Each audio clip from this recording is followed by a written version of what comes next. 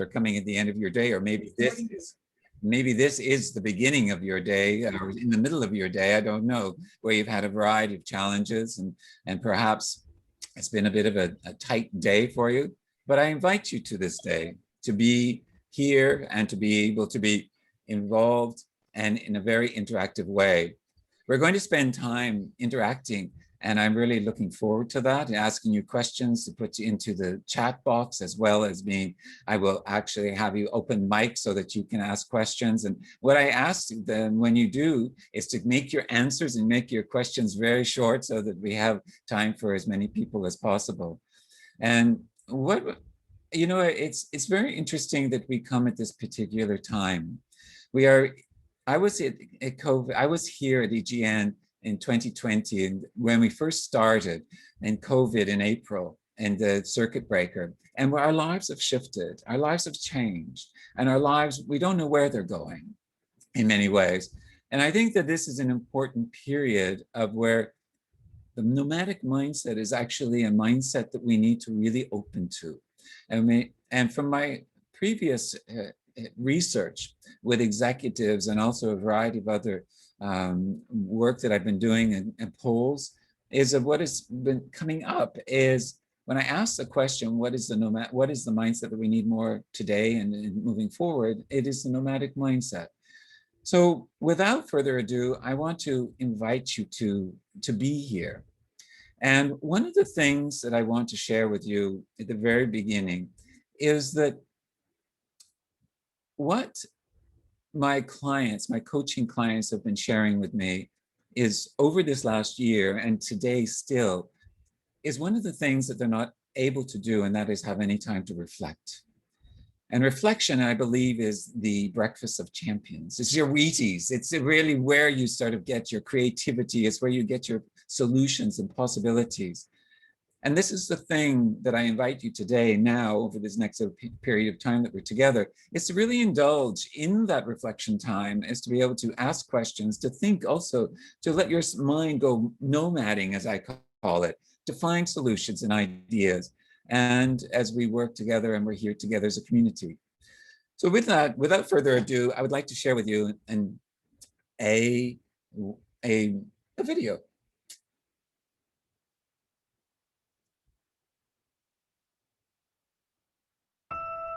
We dare you to evolve.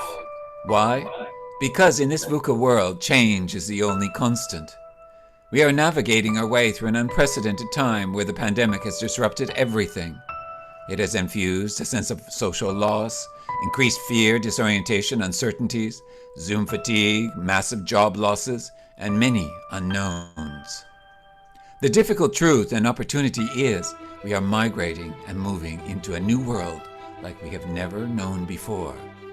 There will be growing pains as we experience an accelerated digital transformation and discovery of novel ways of working. How can humanity, organizations, societies cope, survive, and thrive? What will the future bring? The next evolution is now. It demands evolved leaders who are not afraid of agile, innovative thinking, be resilient, and can harness creativity while adapting and shifting their approach. For this, you need to drastically change your perspective.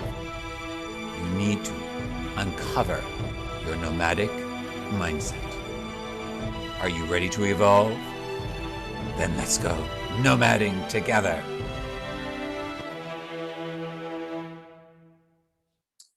The question at the end there, are you ready to evolve? I think this is an important question of where we are today. I think COVID has asked us to start to evolve into a very different way of being with each other.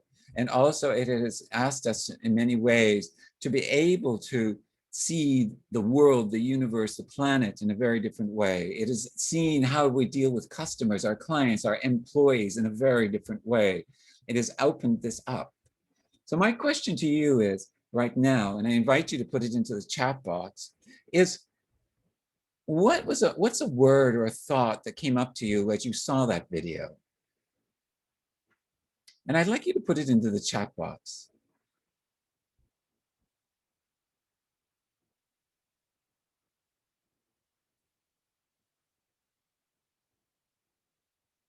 Adventure, travel, mountains, pause, change.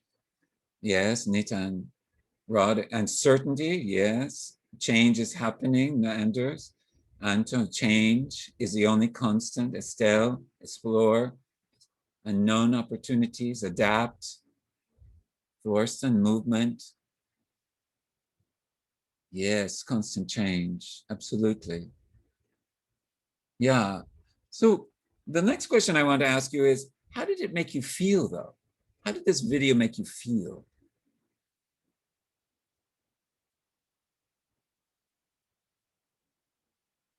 Confused, still restless, reflection, hope, uncertain. Santosh, smile. Anders, confirmation. Yes, good timing. Thank you. Yes, restless. Yeah. I mean, there's all so many different ways, and this is all energy driving the mindset against our teams today. Right. Fantastic. Okay. I want to invite you then to chasing balance. What you've talked about there is in many ways, is finding a balance in this new future. I'm not going to use the word NN, which is new normal, next normal, because I don't believe in the word normal necessarily anymore. But chasing balance and the enigma of life. We're constantly shifting and changing balance. Balance should not necessarily be the end product, I believe, because nature is constantly, if you look at it, moving and shifting and changing all the time. Our body is moving and shifting internally all the time to try to balance us so that we're able to stand on one leg, for example, or to be able to be healthy, or to be able to have conversations in a clear way. And so many actions and ecosystems within us are happening at the same time. So balance is an end product. But what is it to you? I invite you to again put into the chat box, what is the meaning of balance to you?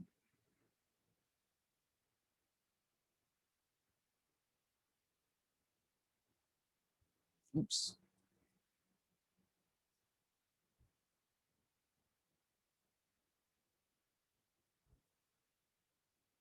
What's the meaning of balance? Enjoyment, in sync, happiness, peaceful, fantastic. Doing both what I want to do and what I need to do. Peace, a little bit of everything, Anton. Yes, sort of knowing when it's enough, outer and inner self in sync with each other. Yes, being present and in the know, when. Yeah, fantastic. Conscious, intentional, aligned. Beautiful, Curtis. Yes, fantastic. The next question about this is, what are the reasons you want to achieve a balanced state? Because sometimes we don't need to or want to. So what are the reasons that you want this balanced state?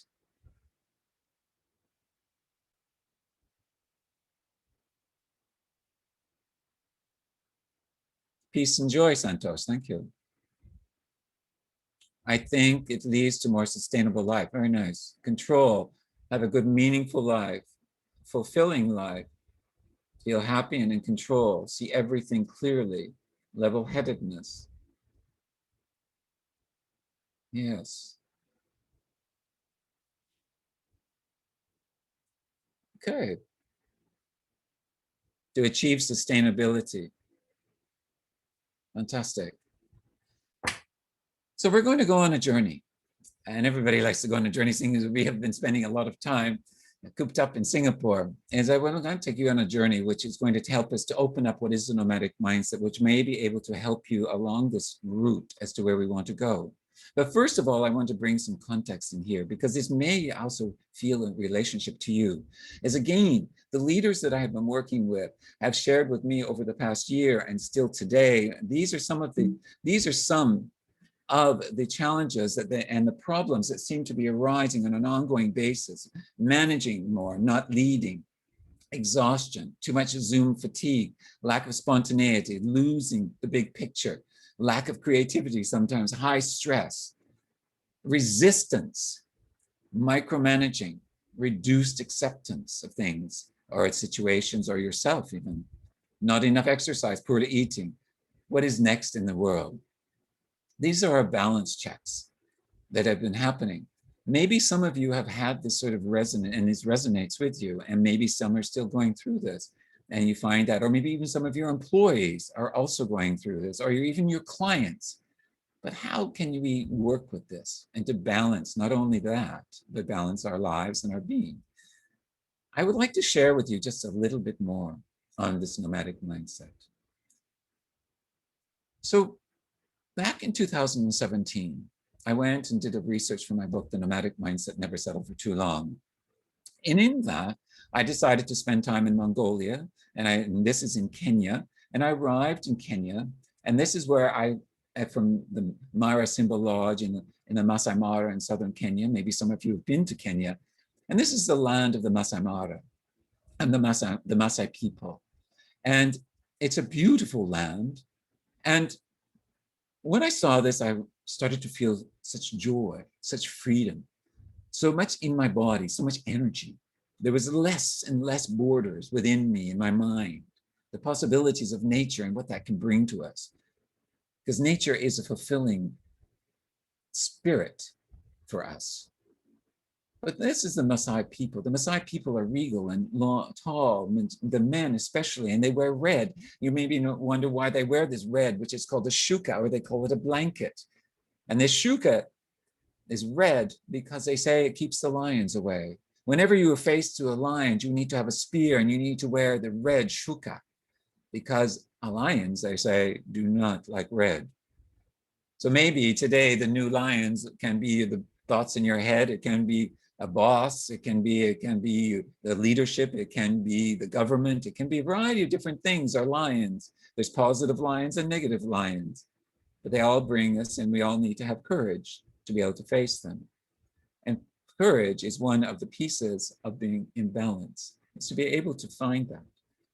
So I sat down with a fellow by the name of Benson.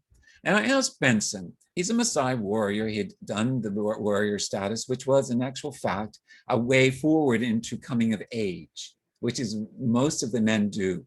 And they would go out for about 4 years and spend time in the bush and learning and being with each other as a team and figuring out how to be with the lion. And the focus was to kill a lion.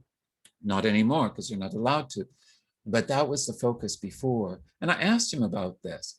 And I asked him things like what migration, why do animals migrate? I asked him things about how do you deal with change? How do you deal with trust? But I asked focus was really about migration, because migration is movement. And movement, he said, the animals, they will move from the Masai Mara down to the Serengeti in Tanzania once a year and back again. They do this to find new pastures, they find new land so that they can grow and to flourish. And they do this for their own well-being. But he also said that they go to grow and to give birth. And I thought, wow, give birth, what a metaphor. This metaphor is about giving birth to ideas, to thoughts, to different paths and avenues and decisions and possibilities. All of this is the migration. And that began me to think, and what he said about this, we are migrating. Where we were is not where we are evolving. And isn't this what COVID, where we are before COVID is not where we are now. We are hopefully evolving to a new state, a new way of being, a new way of leading, a new way of seeing the planet and the universe in profit, the new way of forward. But we need to understand this is all movement. Migration is movement. It is energy. It is power. It is multiple symphonies into itself. It is creativity. All of this. Let me back it up now. When I was in Mongolia, and I was having a discussion with a woman who was working for the branding council of Mongolia. And I asked her, what is the true meaning of nomad? And she said to me, Most people believe that it means to move from place to place to find new pastures so that we can grow and thrive and strive to thrive. But she says, no, that's not what it means. It means the movement of the mind, the movement of the mind. So movement is a thing here. Movement is a piece in this whole thing of the nomad. The nomad is constantly on a move, whether it be physical or whether it be mental, whether it be spiritual, whether it be emotional, whether it be social and physical. There's always movement. So with that, keep that in memory now that this is where we're going, into the place of movement and the place of discovery. All of this is powered by energy, your internal energy. Have you ever thought that in actual fact, instead of time, you were to think of energy? A book by the name of The Power of Full Engagement by Jim Lurin and Tony Schwartz they say that energy, not time, is a fundamental currency of high performance. I would like you to relate this in a metaphor in some ways to a bank account. A bank account is energy. It has credits, it has debits, it has a balance sheet, it has a P&L, it has investments, all of these things. And that is what you're doing in your life. This is the movement in your life. This is the nomad in your life. You're looking at the credits and the debits. You're looking at what I can put in and what I can take out. And this is the balance. How do we do this? Whether that be in our personal life, whether it be in our business life, with our customers, whether it be with our employees. How are we using our energy? As I come back to the very beginning, is that people are exhausted today. The leaders that I work with, I can see it in their faces. They're tired. They're tired of so much non-socialization. And they're so eager to get back to socializing because that's energizing for them. But let's just go back. I want you to park this for a moment and know that we're going on this nomadic trip. When I was on safari, maybe some of you have been on safari, and it's quite exciting, I must say, seeing all those animals and seeing the land. But in that, there was one thing that was interesting to me. My guide would say, look over there behind that bush. Behind that bush, you can see the wildebeest and you can see the families. And I would look over that bush, whatever that bush was, and I couldn't see what he was seeing. And I'd say, where is the bush? And then he'd give me the binoculars and everything was up close and I still couldn't see anything. I would look over his arm, I couldn't see. And I thought, what is he seeing? The same thing happened before COVID, the very beginning in February of last year. I was in Namibia on safari doing more research. And the same thing happened. My guide said, look over there behind those big bushes and that big tree over there with the left one. And you can see a Steenbock's family. And I would say, oh, what is that? But where is it? And then I got confused again and I said, well, where? And I said, how are you seeing this? And this is what he said to me. I see you look for what doesn't fit in the picture. You look for what doesn't fit in the picture.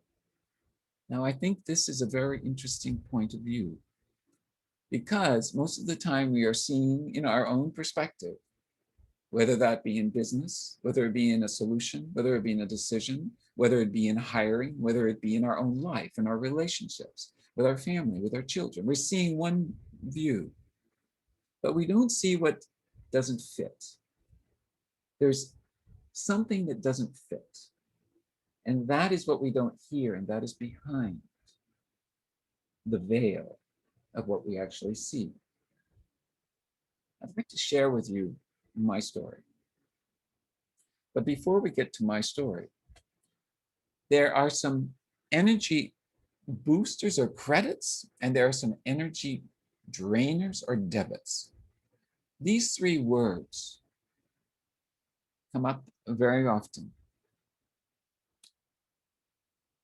So in the whole process of movement, there is this concept of acceptance.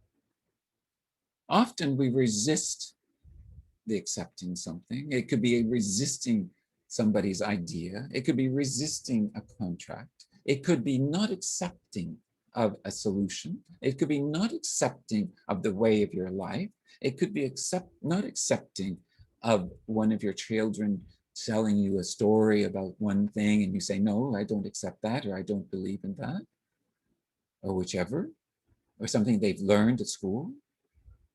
But accepting the way things are. In COVID, for example, people have fought and resisted many people and not accepted that it's really here. There's all sorts of fake news, all sorts of things. And that is not accepting what is actually there. If you accept, then you start to begin to see the energy, and your balance of your energy starts to shift. It's when you're fighting it that you use way too much power and energy, and it's trying to control. And it's about taking responsibility. Taking responsibility, acting responsively, is about not blaming yourself or anything or others. And this is a credit. This is power. This is energy. And non-resistance is to be able to not resist. As Gandhi had the non-resistant movement, it's about not, it was about the energy. It was about not just political non-resistance. It was about human beings. It was about the use of energy to grow and to be together.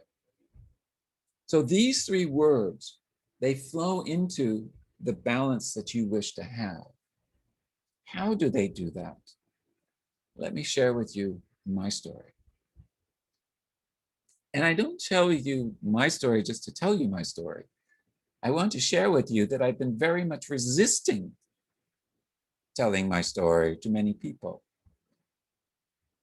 As a speaker, much of the time, for example, we always say, introduce yourself. You know, this is your credibility. Stand up and say who you are. I used to say to my colleagues, I would say, why do I need to do that? It's in the past. I'm in the present right now. I don't need to talk about that. And so I didn't accept what they said. I was resisting that. And I wasn't taking responsibility and seeing the opportunity that was within the past of my story.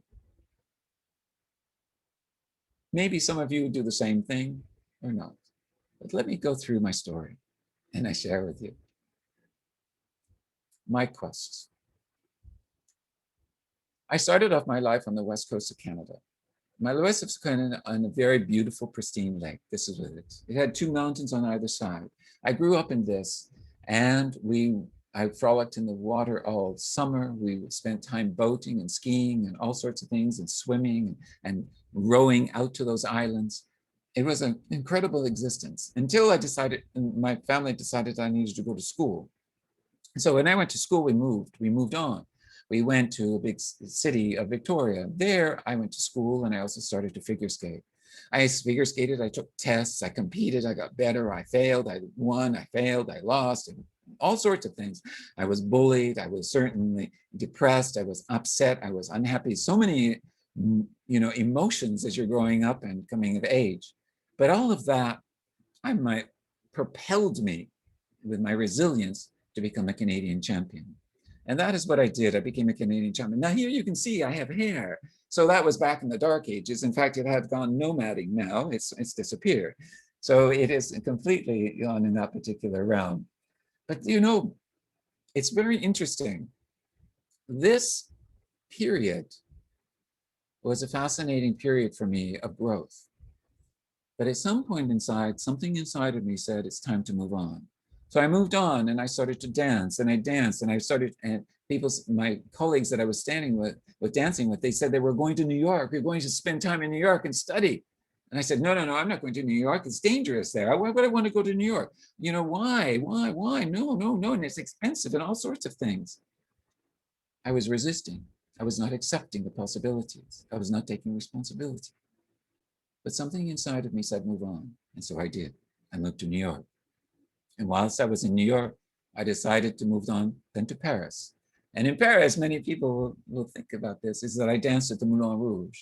I was a dancer in Can-Can twice a night and doing a very crazy life and all night. But at some point in my life, I said, no. Something inside of me said, move on. And in that moving on, I decided to go back to Canada. And so I went back to Canada. I went into figure skating more and being a choreographer. And I became a choreographer, national world Olympic champions. And that was amazing. It was an incredible time. And then I had an incredible opportunity to actually be the director and choreographer of the closing ceremonies of the Olympics. You couldn't get any bigger as a show. You couldn't get any bigger. 2 billion people in the viewing audience worldwide on TV and 60,000 in the audience.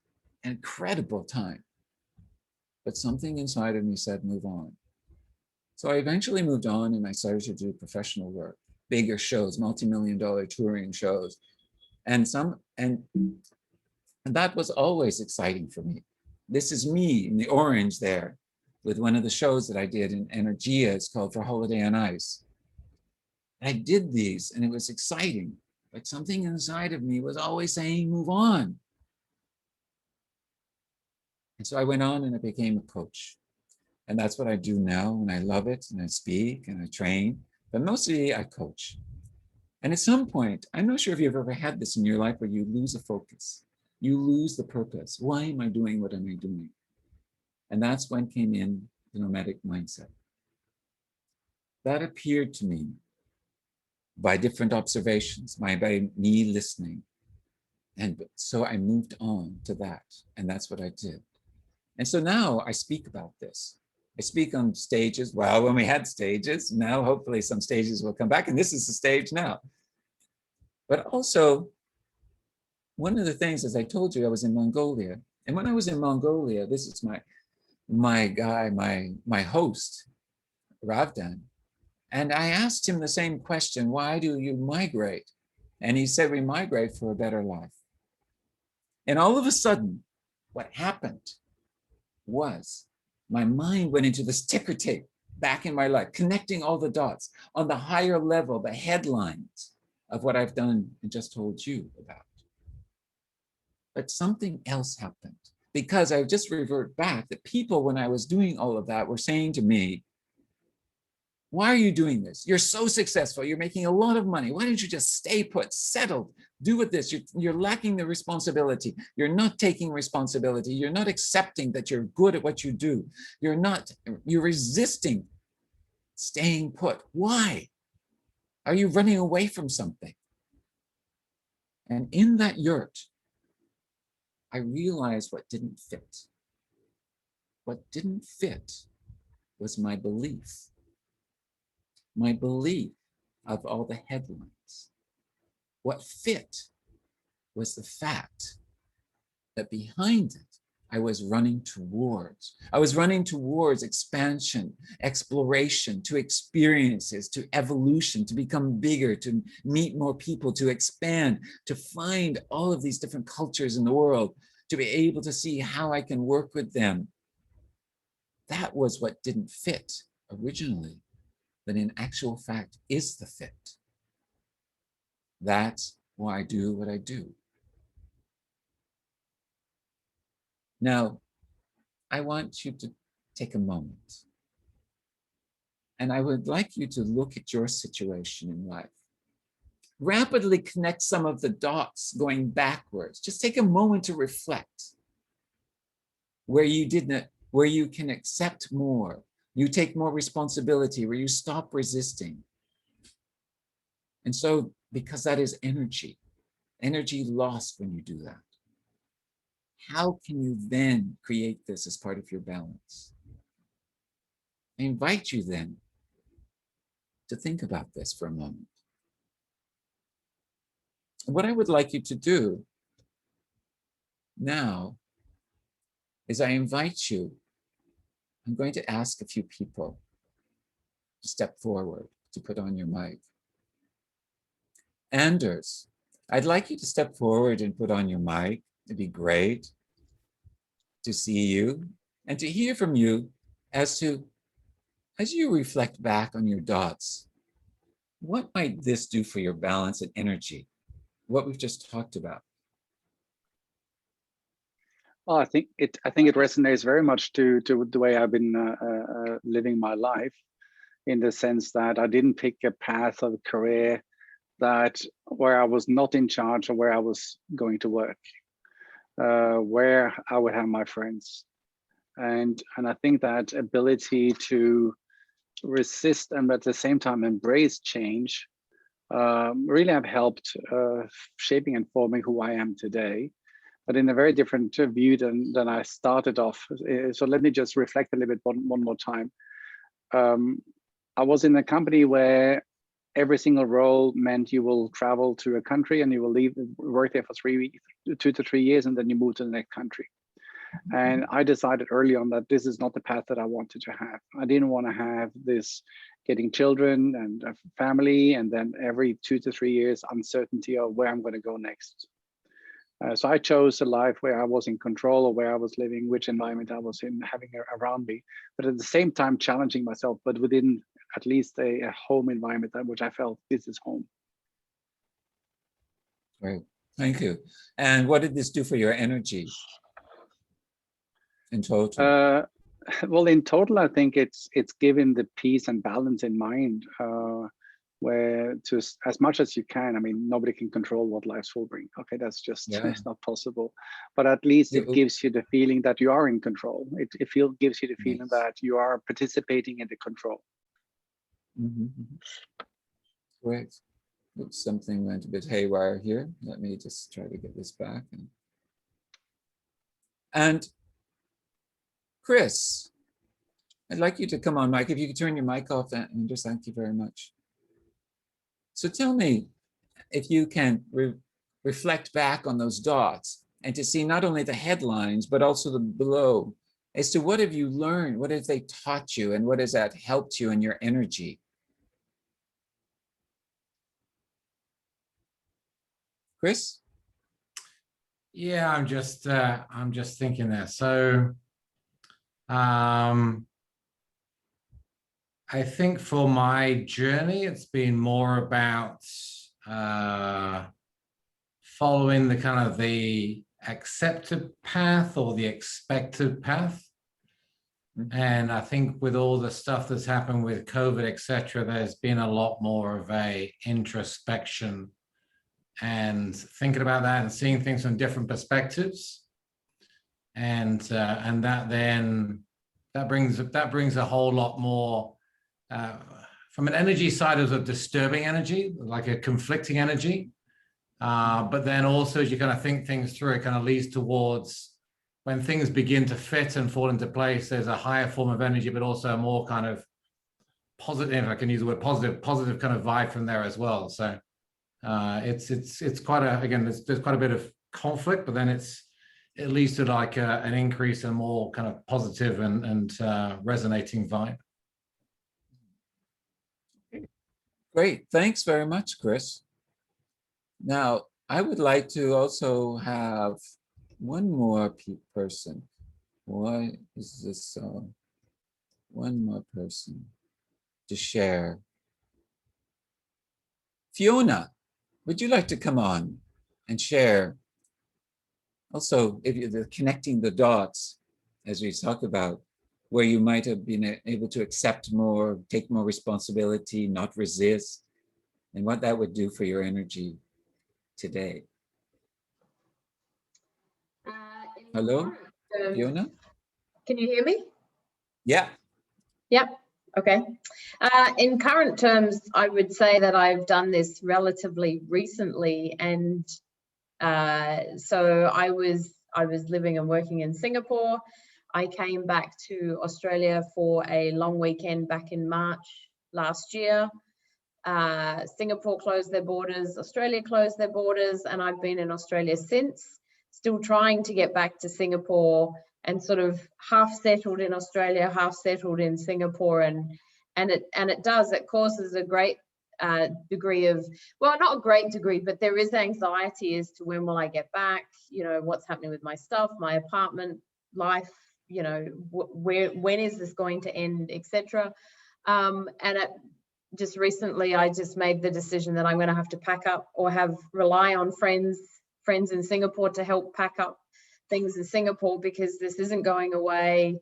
I just have to accept that it is what it is in the interim, and stop fighting it or stop living in no man's land and go with it. And I must say, since I made that decision, it is like a weight has been lifted, and it's not necessarily forever, but it's for the interim. And at least I feel somewhat more at peace with where it is and how it's looking for now. And it's not what I would have picked, but ultimately it is what I have picked, and I have gone with it. And you know, like everything, it's got pros and cons, but I must say that I do feel better for having made the decision and just almost having some closure, or it's almost like regaining some degree of control over which this pandemic, none of us have really had any control to date. As they say, you know, you can only control what you can control, right? Correct. And most things are out of our control. We can only control these things. And we spend an awful lot of energy on trying to control other things that are not within our control, right?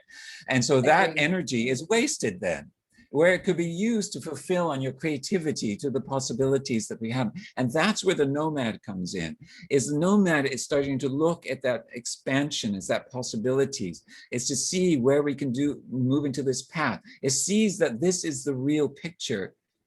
And so how then can we accept that, not resist it, move with it? It's very, very interesting, because when I spend time with the nomadic cultures, is that they don't have this sense of resistance that I see. They don't have this sense of non-acceptance, because they're out in the nature all the time, and they have to accept that real is what it is. And so, not to say that they're not worried and, you know, go into stress because it's, you know, their life is to do with, you know, their cattle. And if they don't sell their cattle, they don't survive. But they see this as an acceptance of the way things are, and they just have to do something about it. So they shift their energy on that. And I think that, thank you so much, Fiona, for your sharing, because it was really, it's a shift, right? It's a shift in the way you see things. And so you stopped resisting, I stopped, and you started accepting and taking responsibility of that, and that lift of energy. So that energy is important for us to recognize. So what I'm saying here is, go nomading. When you feel that you're resisting something, ask yourself, why am I resisting it? What is behind that? What is in this picture that I don't see, that doesn't fit? What is it that I can learn from this? Because it's not the situation, it's your feelings to that situation that is being affected. Because you can't do anything about the situation, but your feelings will react. So the consequence is that, ask yourself, this is where the conscious awareness starts to come in. All right, good. Let us move on. Thank you very much for that.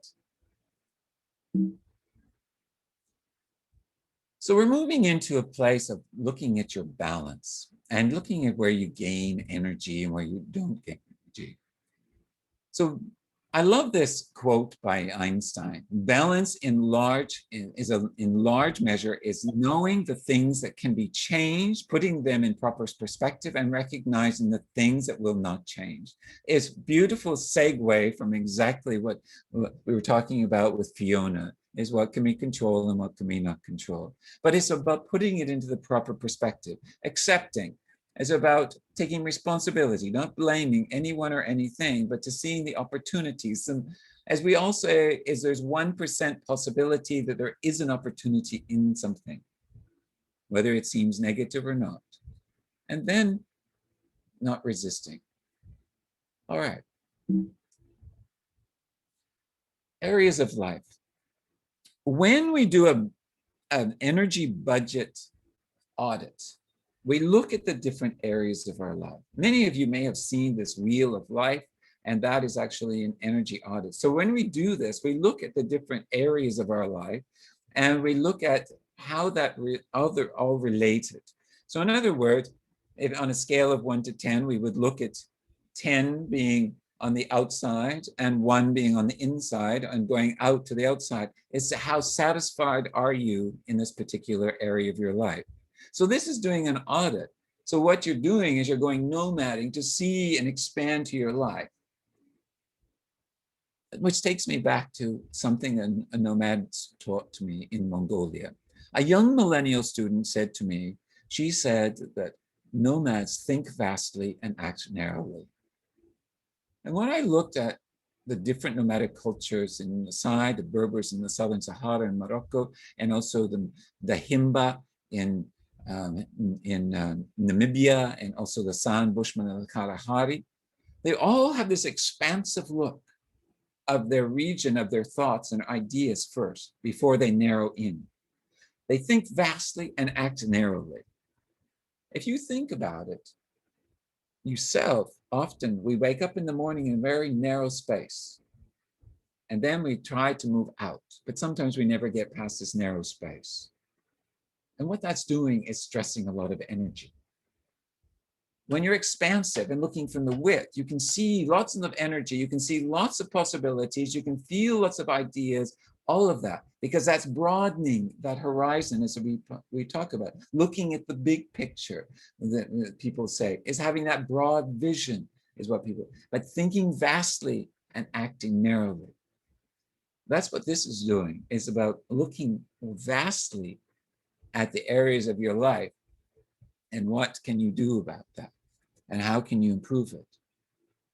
So within that, though, there are 5 capacities of how you gain. So you credit your bank account and how you debit your bank account. And these capacities, energy is in the mental, the spiritual, the social, the emotional, and the physical.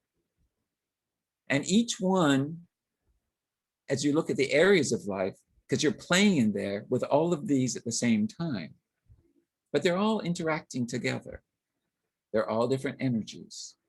Some are positive, some are negative. Some are enriching, some are not. Some of them are credits, some of them are debits. And they're working towards your balance. They're all trying to work together to balance you. Accept that that's actually what's happening, because that is the natural state of our being. So let's break this down even further, which we call chunking down. Now we want to chunk down into the mental. And I would like to share with you the mental.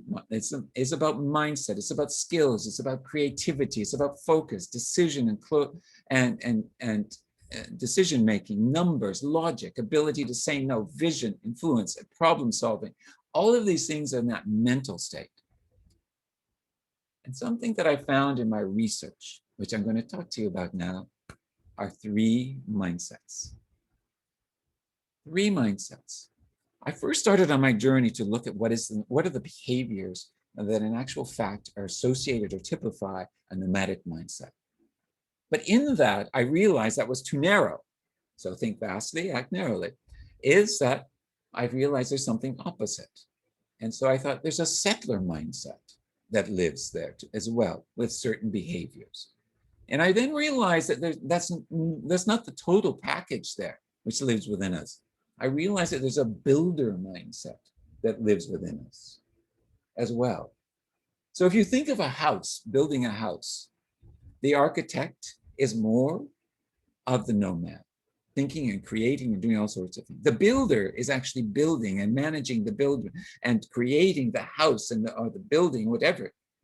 And the settlers are actually the maintenance. They're taking care of it. They are the guts of an organization. They are the ones that are holding it together. Everybody is important. What I realized that we have a dominance for one more than another. I realized that these will shift and change depending on culture, our age, monetary affluence. It will change on location of where we are at. It will change on a variety of different ways. And in fact, you can go from nomad to builder to settler and back again in one conversation. But we have a dominance of how we overall have these behaviors. So let's do this discovery. So these are the three mindsets. Let me share with you just an idea. And that is typology. There's a CEO that during COVID has a new project that he has to do, and he's absolutely frenetic. We get this project done because he believes this is what is going to be the survival of the company. He decides that he's going to choose 3 people to head this project up. He goes to the first person. The first person says, "Thank you very much. You know that I have been living here in this city for a long time. I have been absolutely a long liver at the company. I've been here over 20 years. I am loyal to the company. I believe in the community of the company, and I believe in what we're doing. I am the institutional memory in many ways of what's going on. But we're in a very different scenario today. I'm living from home. I'm working from home. I have to deal with family. I have to deal with all sorts of things. And you're asking me to do this project online. I need my community. I will be able to do this. I will take it on.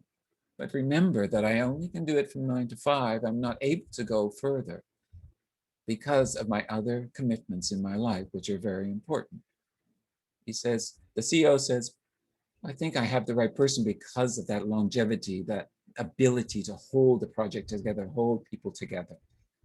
He goes to the next person, and the next person says, "I love this type of thing. It's under stress. It's under incredible stress. I love to see something work. I love to move it forward. I love to see the financial aspects of it. I will bring it in under budget. I will push people to the limit so that we get this particular project on board. We will work overtime. We will move this forward. We will get it done. It's very important for the company. I'm very much there. That's why I was hired from here, is to get things done and to really move forward." He thinks, okay, I have this, but in the sense of the matter, we know in COVID and everybody working remotely, he may really create some sort of stress. I better keep an eye on it. He goes to the third person. The third person says, "We're in a very difficult situation. I understand this. And this is something that I love doing because I can see the possibilities. I can see the different avenues and the creativity that you want to go, and to be able to manage this project and so that we can build it together. The community is extremely important that we bring together, and I will work very harmoniously with. I know that we have to have a strategy forward, but we will get there. We will may not get there on the time that you want, but we will get there. We may have to find different routes to get there, but we will get there. And I'm there because we need to be agile in the way we shift, and we need to change. It can't be solid, this is the way or the highway." And the CEO says, "Okay, I think that I've got my 3 people. They're very different people, but they're going to add something to it. They'll come together, and I will watch over that." So my question to you is, and I would like you to put into the chat, the typology of the first person, is that nomad, builder, or settler? And if you put it into the chat, that'd be great.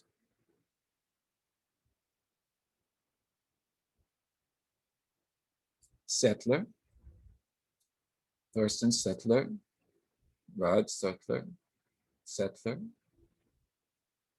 Settler, Settler. Absolutely. All right. The second person, nomad, builder, or settler?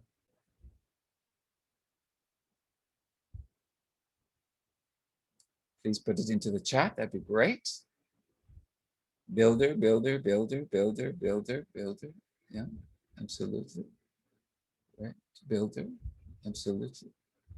Builder, sort of. Yes. Fantastic. And the third person, builder, nomad, or settler?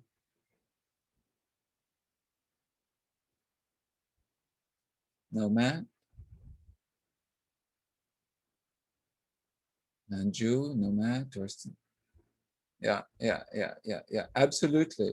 Absolutely. Wonderful. It's not difficult. And you know what's important here, because this is what creates the energy. The energy of a team is that you need this combination. You need to have the people in the right places with the right skills, but at the right mindset to drive them. Remember that this will bring energy to those people and engagement, because when you're engaged and you're using your mindset and the skills together, then you are engaged. You have more power, you have more in control, you have more energy to be able to do it. It's when you're not using that, which is the dominance of you, which becomes the challenge. Just think about it. When you're hiring, don't hire for the like, hire for what is needed within that position. All right. Now we're going to do a poll. Poll number 1. So Donna, I invite you to put up poll number 1. What do you think is your dominant mindset? Let's have a look.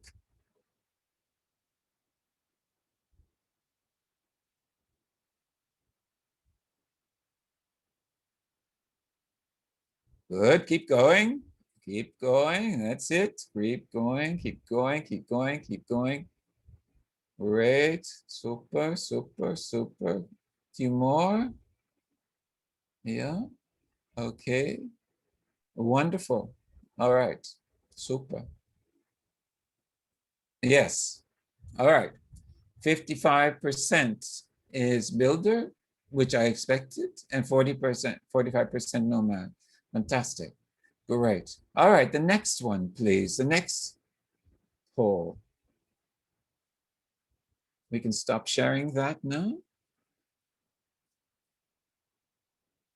All right. What do you think you need more of now yourself or maybe your organization as you move forward in this climate? Okay. Fantastic. All right. Okay. All right. Good.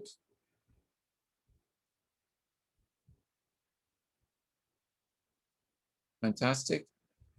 A few more people, I think. If you can vote, that'd be great.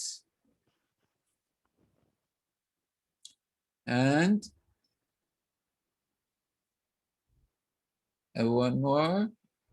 Any more? Voting feels like an auction in many ways, right? Okay, let's stop. Let's stop the poll. Yep. And find the result. Yep, I already shared the result. Can you see it? The nomadic is 73%. Okay, super. Thank you very much. All right. I would like some, let's do an open chat here for a second. I'd like to open up. I would like to invite anyone that said they wanted more nomad, to be more nomadic, or in their organization more nomadic. And I'd like to know why. What is the reason? And so somebody that would like to open their mic. Then I think that I probably will have to ask the question. Hi, Kevin. This is Santosh. Yes, Santosh. Maybe I can share a little bit on why I say we need to be more nomadic and in our mindset. I mean, we are in the middle of massive changes in the company, in the department and team that we are in. Oh, considerably. All right. So one of the things that in our mindset is very important, and I talked about change earlier, and I also talked about the nomads. And one of the things, these 6 behaviors or actions that you might want to call, and actually are very much related to the nomadic mindset. So when I would watch nomadic people move around, because I'm a mover, I understand and I watch movement. I'm fascinated by movement. And when I would watch them, I walk beside them, walk the land. I would ride a camel next to them. I would sit in their yurt and I'd watch their movement. The important thing was that I realized they are able to do all 5 of these at the same time. Most of us have a hard enough time to do one at a time. They're able to be still, yet alert. You have to be still when you face a lion, and you have to be alert in your body if that is going to come at you. You need to listen to that lion. You need to listen to your inner voices. You need to listen to every sound. You need to observe that lion. You need to observe yourself at the same time. You need to observe 360, not just what's in our mind's eye. You need to get curious. And that's also and very important here. And you need to lead with your intuition. Remember what I was talking about in my story. Something inside me said, move on. That wasn't my voices inside. It was my intuition, a feeling. Something was saying, move on. That was my directive. And it's different for everyone, but is that sound inside? So these 5, if you can think about these and take these into your way of being in your mind and your body, is still, alert, listen, observe, curious, and intuition. 5 very important behaviors. All right. What Deepak Chopra says in the book, The 7 Spiritual Laws of Success, he says the exquisite combination of silent, unbounded, infinite mind, along with a dynamic, bounded individual, is the perfect balance of stillness and movement simultaneously that can create whatever you want. These opposites are what balance us. These opposites are vital for us.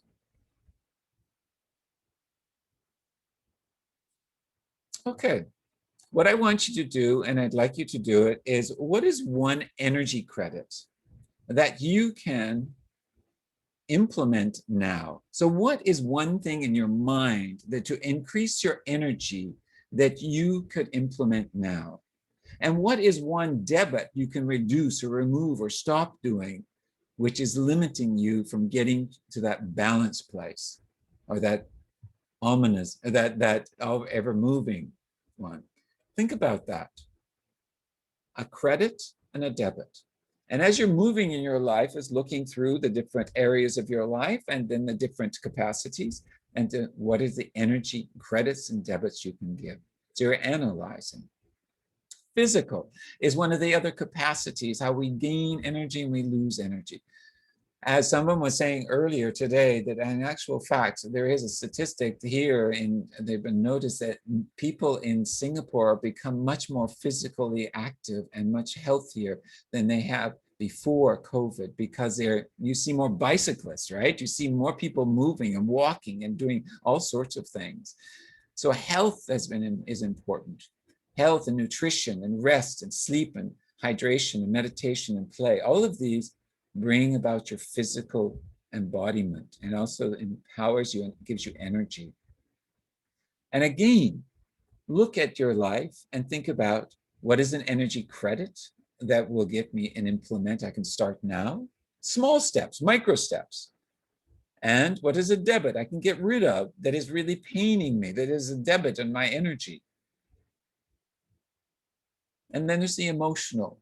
Emotional is also one of those big pieces of energy source in our bodies, the capacities, the caring, the support, the challenge, the enjoyment, the confidence, all of these. And that is what is being asked so much in organizations today because of the mental health issues and the mental well-being. In fact, there has been an article out on June 25th in HRD, which says that Singaporeans are the most happy workers in the world, the most unhappy workers in the world.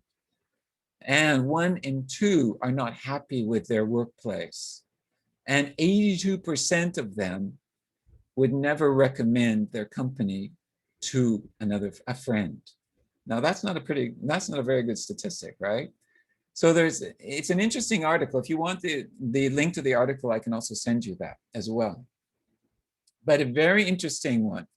So, but things are shifting and changing. People here in Singapore are more interested in their mental health and their career and engagement. That is what this article also talked about. So let us move on. So again, you gain and you lose in anything. And so think about that in your energy credits. your energy credits. Give yourself, what do you want to start now? What do you want to stop? And yourself, or with your relationships, or with your organization, or with your employees. Social. Oh, this is the one that has been really impacted, right? Because we've been online most of the time, and so much in and out of restrictions. This has been, in fact, a huge part of our mental stress a lot. But I would like to call it not mental stress, but I would like to call it holistic. This is the holistic well-being we're talking about. It's not just the mind, it's everything. And this is really important, the community and social. That's why people are really spending a lot of time on social media as well. And the intelligence behind group interactions, behaviors, empathy, attunement, these are all how we gain energy. And that's how we also lose energy when we don't have it. And the last one, and again, the credits that you can get yourself. The last is spiritual. The spiritual brings that wonderful area of the being. It takes us to the values of every one of you. It takes us to the purpose. It takes us to that honesty, that commitment, that vision, that intention, setting intentions every day. And doing meditation and breathing exercises and mindfulness and collaboration is also a spiritual place as well. This is how you gain energy and you lose energy. All of this is very familiar to the nomadic mindset, because the nomadic mindset freely flows through all of these capacities. And it's ongoing within all of us, whether we know it or not. We all have the nomad in us. We just haven't awakened it. For some of us, we have. For others, we have not. Or they just sort of take little steps into it and say, no, let's go. But this is the leadership as well. It's about finding this. But the values are a game changer. How many people here, and I would just like you to put a Y or a no, if you, in the chat box, if you know what your core values are. Ooh, where is this thing?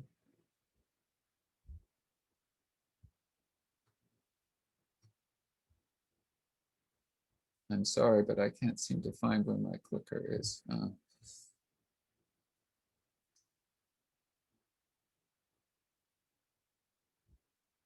Yes, yes, no, great, great, no, yes, why, no, fantastic, right. I would like to share with you the importance of values. One of the things that is a game changer in my client base with leaders and with all my clients as coaches is that once we have a values, a priority, I have a tool that I use, it's a Swedish tool, and we go through that. We see the core values, we find the core values. And this is one person at the European Union said to me, values make me feel more comfortable, confident, and bring me more clarity, greater clarity. They help me make better decisions and solutions. I see when they start acting on their values, the body shifts and changes. The energy changes. Yesterday, I was with a client, and the client said, there's a really difficult and ethical situation here with the institution, and I do not agree, and we have to deal with them, and we have to have conversations with them, and it has a long-lasting effect. And he said, it's not ethical what they're doing, and it's not ethical for us. And I could see that was a value for him, that it was very important, but he was very anxious about it. And I said, is this ethical value when you approach to have a conversation? Is this the value that you want to make this relationship work? And he said, no. And he looked at the other ones and he said, envision. I want to envision how our relationship can be. I want to not look at the problem so much. I want to look at our relationship. So he shifted completely the solution of how he was going to deal with this. Sure, the ethical part was a problem, but that was not going to solve the long-term issue. The relationship was. And so he wanted to see how they could envision together. And that's how he was going to approach it. Many of us are always acting on our values, the same ones all the time. And that's what we think, that we will get our solutions. No, they will not always do that. Every solution in every situation is different, and it requires a different energy. It requires you to go nomadic and look at the expansiveness of your multiple values and say, what is the value I need to make the solution or to make the situation work? Or what do I need to stand up here to be in front of you? And what are the values that I need when I go into a meeting, for example? They may be different than what you are always. So when I work with my clients, I'm constantly working with them in a session. I ask them, what are the values, 3 values that you want to show up with in this session today? And then we go on and we do a variety of different, we bounce back and forth with ideas. We fluidly move like nomads in the conversations, which is really fantastic, they say. And I say, okay, what are 3 values that are going to make that solution happen? And it's usually different than the ones they showed up with, they showed us at the beginning. They are tools. Remember that values are in our unconscious. They are sitting in our unconscious. It's like I call it the cream soup. They've all been mulched up into the cream soup inside of us. And what you're doing when you extract them, you're getting the broccoli, the cumin, the turmeric, you're getting the onions, you're getting them all out into the solid form that you can use as positive and energy, which will help your leadership, will help your balance. Values are a game changer that will help to balance your life. So that's another way to use them. So these are some questions. How would you define values? And then also, we're not going to go through these because we don't have as much time as I thought. But on a scale of 1 to 10, how important are values for you in your life? This is an important question for you to think about. And how can knowing and acting on your values help your energy balance, leading to high performance? Not time, but energy performance.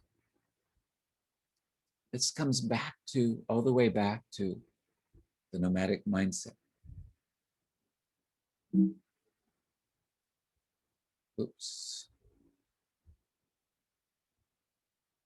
So you look at the credits of your spirit. What can actually energize your spirit? And what is in debit? What do you need to get rid of that is actually working against you in your balance? So where have we come today? We've gone on a bit of a journey, which is nomadic, which is flowing. We've gone into this area of energy. Energy is what is the base of the nomadic mindset, is the base of life, is the base of all the mindsets. And this is what is balancing what we're doing with not only balancing time, but we're balancing our energy, how we use this in our lives. Values are one way, mindset is another, physical is another, emotions are another, social is another. All of these are part of the way you expand into the world. Freedom, limitless, unbounded. These are what the nomadic mindset are about. It is the movement of the mind. It's the fluid, freely flowing possibilities. Allow yourself to move in this other direction. Okay, and this is what we have done today. All these words, the capacities, the source, the balance, the growth, the listening. Remember those 5, the 6, right? Is still, alert, curiosity, observe, listen, and intuition. All of these are part of the nomadic mindset. These are leadership qualities. These are what you need in your leadership of your life, your self-leadership, and also when you lead your employees. And also, not just your employees, it's how you interact with your clients, the customer care, the service. How do you approach this? from a nomadic mindset, a settler mindset. But remember, on the other side of you is a nomad, a builder, or a settler. And so you need to converse with them in the language and pull them to what you need. So I want to thank you very much. Let's go nomading together. Always, let's go nomading together. At EGN, that's where you go nomading together. You spend time, you come together. It is about nomading, searching. It's about finding this expansiveness of this beautiful picture. It was so gorgeous to be there in Morocco at the rocky Sahara, just the first before the big sandy Sahara.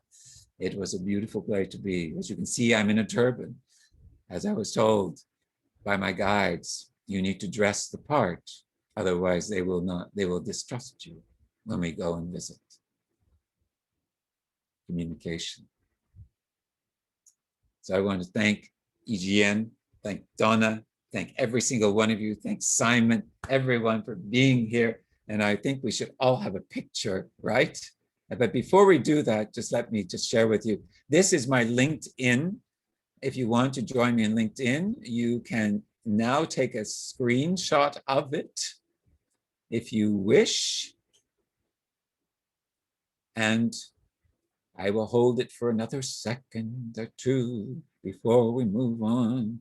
I can see Donna smiling. It's time to move. Kevin, get going. Yeah. And these are some books that I think that might be interesting to you. Your Time to Thrive is something about micro steps of how to increase your energy and your mental well-being, which I call your holistic well-being. Leadership Block is about leaders that have blocks. The 7 Spiritual Laws of Success by Deepak Chopra and the Full Power of Engagement.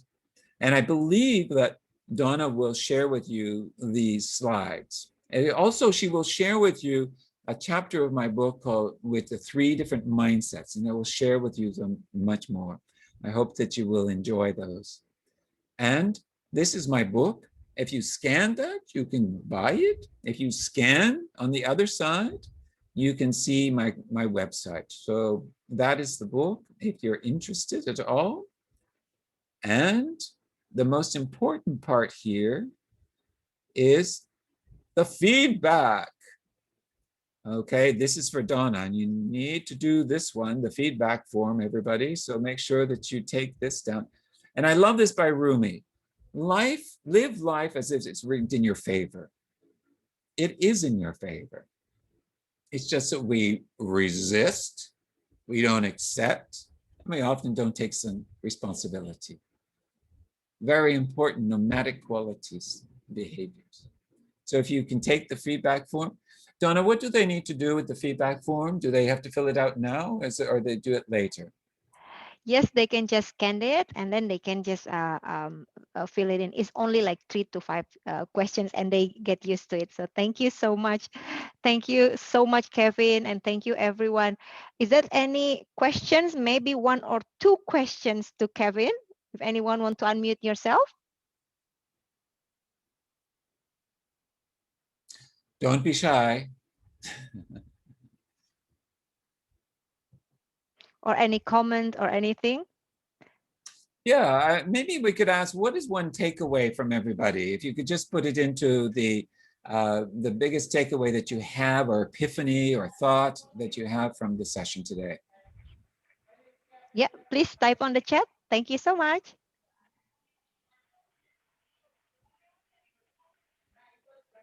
Donna, I wanted to comment. Sure. Kevin, it was a wonderful session. Thank you very, very much. And instead of typing, I'll just probably answer